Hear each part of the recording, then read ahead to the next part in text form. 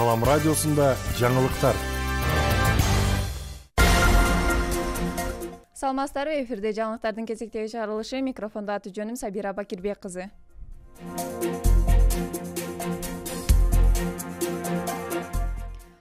Президент Садыр Жапаров Кытайда саммитте Тажикстан менен чек араны тактоо маселесин көтөрдү. Президент Садыр Жапаров 19-майда Кытайдын Сиан шаарында өтүп жаткан Борбор Азия Кытай саммитинде сүйлөгөн сөзүндө Кыргызстан эгемендик алгандан бери коңшулар менен чек ара маселесин чечүүдө конструктивдүү мамиле кылып келе жатканын айтты. Бул тууралуу президенттин басма сөз кызматы билдирди. Биз Кытай Эл Республикасы жана Казакстан Республикасы менен биргеликте мамлекеттик чек араны делимитациялоо жана демаркациялоо иштерин ийгиликтүү аяктадык.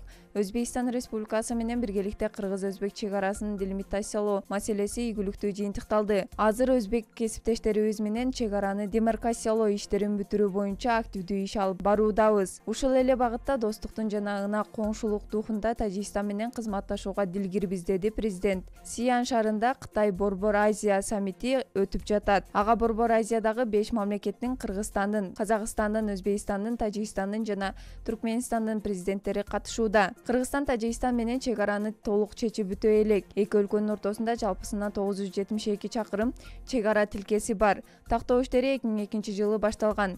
Анын 664 чакырымы боюнча орток пикир бар экенин эки өлкөнүн президенттери өткөн жылы ырасташкан. Калган 300 чакырымга жакын чек ара тилкесин тактоо маселе жаралууда. Чек ара тактала электигинен улам ортодо түрдүү куралдуу кагылыштар, адам өмүрүн алган каргашалуу окуялар болуп келет.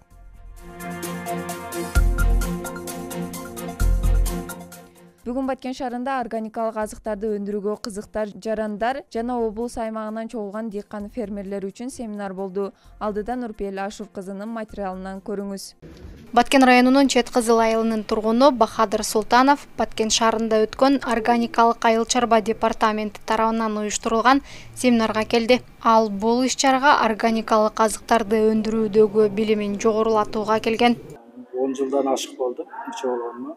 Ошондон бери ушул дыйкан чарбалар менен иштешебиз. Өзүмдүн 60-70 соток үлүш багым бар. Бош жерим дагы бар. Жерлерге органикалык өсүмдүктөрдү өстүрүп, ошолор менен тиричилик кылабыз. Ал эми бул иш-чара органикалык азыктарды өндүрүүгө салым кошуу максатын көздөйт. Ошондой эле иш-чарада органикалык азыктарды өнүктүрүү менен экспортко жакшы мүмкүнчүлүк жаралары айтылды. Негизги максат ушул Баткендин элине, жалпы эле Кыргызстан элине органиканы айтып жеткизели.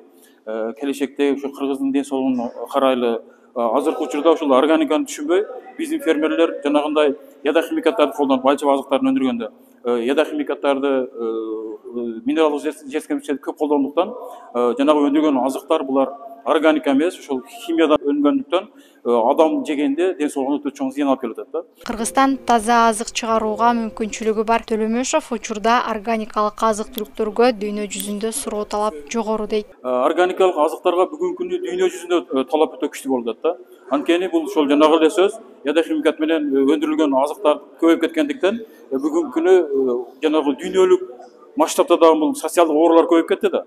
Ошол ооруларды бүгүнкү күнү ушул медицина изилдеп көргөндө баардык ушул химикаттан келип чыгып атат да. Ошон үчүн ушул химикатты токтотобойдон биз кадимкидей эле органика кылайлы. Азыркы учурда дыйкандар химиялык жер семирткичтерди дагы деле колдонуп келишет. Дыйкандарга органикалык таза азык өндүрүү боюнча семинар окууларды өткөрүү менен жыл өткөн сайын Баткен облусунун аймагында органикалык азыктарды өндүрүүгө кызыктар жарандар жана дыйкан фермерлер көбөйүүдө. Нурпейил Ашур кызы, Сезимай Жураева, Салам медиа.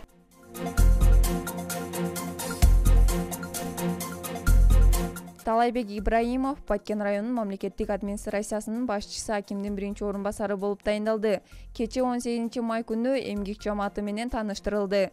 Тиешелүү буйрукка министрлер кабинетинин төрагасы Акылбек Жапаров кол койду. Бул тууралуу райондук бийликтин маалымат кызматы билдирди. Талайбек Ибраимов 1973 жылдын 23 мартында Баткен районунда төрөлгөн, жогорку билимдүү үй бүлөлүү. Талайбек Ибраимов буга чейин президенттин Баткендеги өкүлүнүн кеңешчиси, ыйгарым укуктуу өкүлдүн аппаратынын эл аралык кызматташтык, инвестициялар жана туризм бөлүмүнүн башчысы болуп иштеген.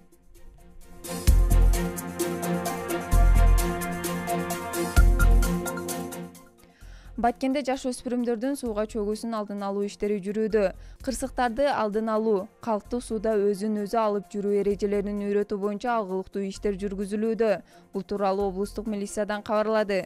Баткен райондук ички иштер башкармалыгынын Карабак айылдык милиция бөлүмчөсүнүн балдар менен иштөө инспекциясынын кызматкерлери тейлеген аймакта жайгашкан агын сууларды, көлмөлөрдү текшерди. Жарандардын жана жашы жете элек өспүрүм балдардын сууга агып же чөгүп кетүү кырсыктарын алдын алуу, эскертүү багытында балдардын ата-энесинин жана жашы уулуулардын көзөмөлсүз көлмөлөргө, дарыяларга, арык жээктерге өз алдынча барууга жана сууга түшүп, ар кандай бөөдө кырсыктарга кабылып калуунун алдын алуу максатында милициянын балдар менен иштөө инспекциясынын кызматкерлери мектептерде жыйын өткөрдү. Жарандарга сууга түшүү учурунда коопсуздукту сактоо керектигин түшүндүрүштү. Мындан тышкары жергиликтүү элдерге жана конокторго эскертме баракчалары таратылып, сууга түшүүгө, эс алууга кооптуу болгон жерлерге эскертүү тактайчалары илинди.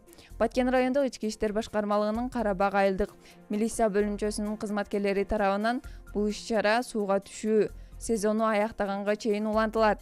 Ал эми үймө-үй кыдыруу иштери тынымсыз жүргүзүлөт.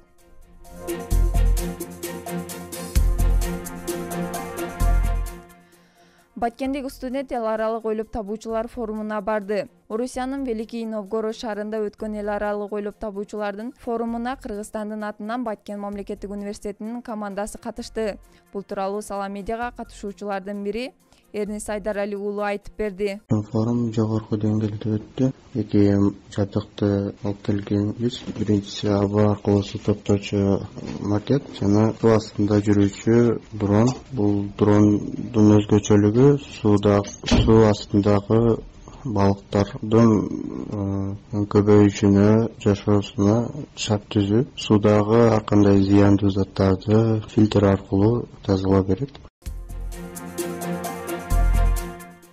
Күндүн маанилүү учурлары мына ушулар болду. Кайрадан эфир аркылуу амандашканча сак саламатта туруңуздар.